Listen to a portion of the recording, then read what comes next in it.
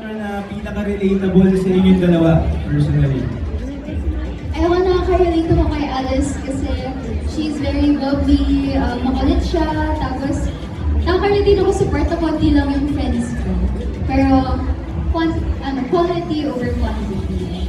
So, ayan, meron din akong Aya, meron din akong Sheen sa buhay ko. And of course, meron din akong...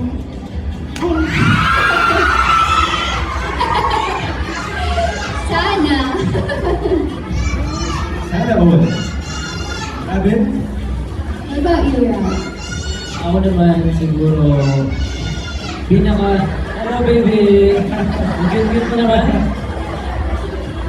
Ako siguro, nakaka-relate ako kay Drake Palma yung inuuna ko yung ibang tao bago yung sarili ko. Diba? Tapos kasi si Drake, diba? Yung taong mahal niya nandiyan na. Tapos iniisip pa rin niya yung pinsan niya.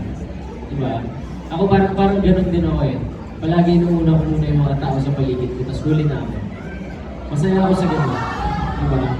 Tapos, yung yung pagmamahal niya sa nanay niya. Sobrang mahal na mahal ni Drake yung nanay niya.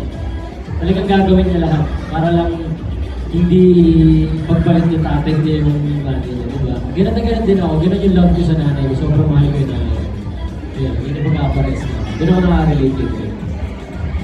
Alright, so that's all the time we have!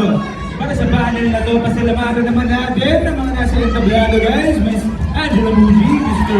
Robin Alvarez, and Mr. Ryan Benitez. Thank you. Thank you all so Maraming much. salamat po!